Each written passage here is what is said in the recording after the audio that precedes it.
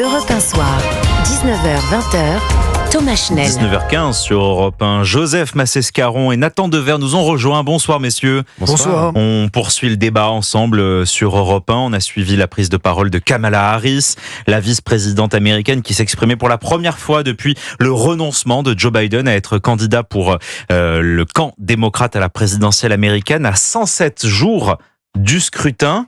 Est-ce que c'est une bonne nouvelle pour le camp démocrate de voir le président américain renoncer, Nathan Dever ? Oui, c'est une bonne nouvelle. C'est une action qui demande une certaine forme de grandeur politique, dans la mesure où là, le président Biden a décidé de faire passer les intérêts du pays devant ses intérêts personnels. Ensuite, ce qu'il faut remarquer, c'est que cette nouvelle, elle s'inscrit dans un calendrier. Et c'est vrai qu'elle survient un peu tard. Les problèmes de santé de Joe Biden, ça fait longtemps que les Américains, et que les démocrates en particulier, en sont parfaitement conscients. Et là où c'est un problème, c'est que en démissionnant, en retirant sa candidature à la dernière minute, Joe Biden n'a pas laissé le temps aux démocrates d'organiser une réflexion sur le ou la candidate qui doit prendre la campagne. Et Kamala Harris, dans les semaines qui précédaient, elle n'était pas du tout donnée en position favorable face à Donald Trump. Les sondages, là, la place dans une situation difficile. Elle a une cote de popularité qui est aussi qui montre qu'elle est aussi assez contestée. Une candidate, peut-être, je sais qu'elle ne veut pas, mais comme Michelle Obama, qui n'était pas tentée par la perspective de faire de la politique, mais enfin qui incarne quelque chose d'extrêmement puissant chez les démocrates, ça aurait peut-être été intéressant parce que Donald Trump, lui, il a l'incarnation. Une incarnation qu'on peut contester, qu'on peut critiquer, qu'on peut trouver ridicule, mais c'est une incarnation. Je ne suis pas sûr qu'en face, Kamala Harris soit la meilleure incarnation démocrate possible. La pression était devenue trop forte sur Joe Biden, Joseph Massescaron ? Oui, c'est sûr que on se souvient que tout de suite après ces dernières interventions, il y avait les premières manchettes du Washington Post qui disait, qui tout de suite l'attaquait et qui disait bon maintenant, ça y est, il faut partir. Il faut prendre la décision et il faut partir. Je pense que avant d'être une bonne nouvelle pour le camp démocrate, c'est peut-être une nouvelle mitigée pour Donald Trump, parce que ils avaient tellement lui et son équipe axé sa stratégie sur Biden, ils étaient persuadés que Biden irait jusqu'au bout, que en fait ce changement de dernière minute de Biden, c'est le dernier cadeau qu'il pouvait faire en fait au camp démocrate. Ce changement de dernière minute prend à contre-pied les équipes Trump. Donc il va falloir qu'ils revoient complètement leur stratégie, parce que c'est pas du tout le même type de stratégie. Si bien sûr, en plus, Kamala Harris est élue. Et ça c'est quelque chose qui peut bien sûr arriver. Elle a reçu le soutien d'un certain nombre de pontes du Parti démocrate, mais c'est pas évident. C'est-à-dire qu'il y a d'autres candidats. Je pense notamment à la sénatrice du Michigan, Madame Gretchen Whitmer, qui elle a un profil peut-être plus meilleur que celui de Kamala Harris, qui n'est pas, en effet, vous l'avez rappelé, qui n'est pas la chouchou des sondages. Elle a été extrêmement critiquée, parfois pour de mauvaises raisons, mais elle a été très souvent critiquée. Je suis un peu long, j'ai ajouté juste une chose.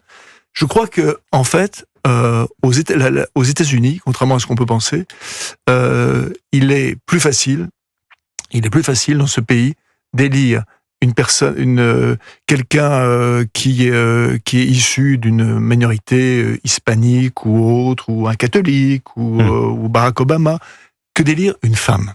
Je crois fondamentalement ça. Et on l'avait vu avec quand même l'épisode Hillary Clinton.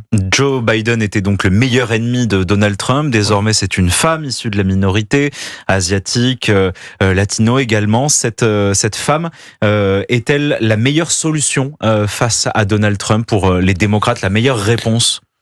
Je pense qu'il ne faut pas voir les choses uniquement avec la question de savoir qu'elle appartient à telle ou telle minorité, parce qu'en soi, c'est pas gage ni de compétences, ni d'incarnation, ni de projet politique. Il me semble qu'avant tout, ce cas Kamala Harris, c'est un bilan. Et le bilan de Joe Biden, dont elle est co-responsable puisqu'elle était vice-présidente, est objectivement salué par les démocrates comme l'un des plus beaux bilans qui existent peut-être depuis la fin de la Seconde Guerre mondiale, qu'il s'agisse de justice sociale, qu'il s'agisse du redressement de l'économie, qu'il s'agisse surtout de géopolitique, c'est-à-dire de la manière dont les États-Unis, sortant de l'isolationnisme initié non seulement par Donald Trump, mais également avant par Barack Obama, qui avait refusé d'intervenir en Syrie alors qu'il avait lui-même fixé une ligne rouge à Vladimir Poutine et Bachar el-Assad, Joe Biden et Kamala Harris ont remis les États-Unis sur une scène où ils ne se laissent plus intimider, notamment par l'impérialisme de Vladimir Poutine. Donc pour toutes ces raisons, elle a un bilan à défendre. Maintenant, il me semble, je reviens à la question de l'incarnation, parce que la politique, surtout dans des élections présidentielles, ça se joue aussi à des choses superficielles, et je pense qu'on le voit d'ailleurs. La campagne de Donald Trump, son succès vient avant tout de choses qui relèvent de la punchline, de l'incarnation, de l'humour, de sa présence physique, de son oreille après le meeting, de son poing levé avec le fight.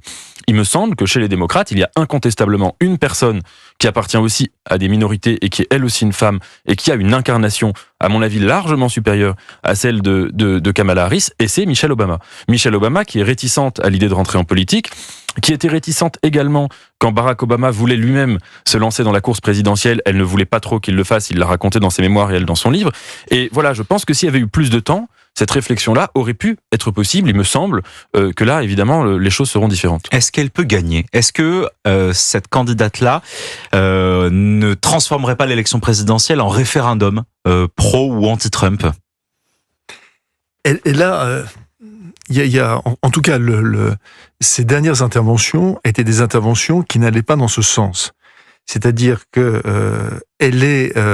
vous savez, bon, après l'attentat contre Trump, on a tous vu et entendu Biden qui a eu un discours et une ligne finalement tout à fait simple, c'est-à-dire sur l'unité du pays, la nécessité justement d'éviter toute polarisation au sein des États-Unis et d'éviter que le pays définitivement se fracture. Elle n'est pas du tout sur cette ligne-là, pas du tout. Kamala Harris, parce que autant elle a évidemment, bien sûr, les choses vont de soi, condamné l'attentat, autant elle a explicitement dit et souligné qu'il n'était pas question pour elle d'en appeler à une forme d'unité factice. Et ça, c'est quand même un problème. C'est parce que on a dit, vous l'avez rappelé, que en effet, elle pouvait représenter l'électorat latino d'ailleurs qui majoritairement les sondages le montrent est quand même pro-Trump. Hein. Donc, je sais pas quel est son apport en fait à Kamala Harris. J'ai cité par exemple Madame Gretchen Whitmer, qui est en effet sur des thèmes démocrates classiques. Elle est gouverneure du Michigan. Michigan, c'est un État clé, comme vous savez. Donc, elle a un apport. Kamala Harris, très franchement, je ne vois pas exactement son apport. Alors, d'où peut-être la nécessité, comme Nathan Dever le rappelait, d'aller au-delà et d'en appeler à une figure transcendantale que serait Madame Barack Obama.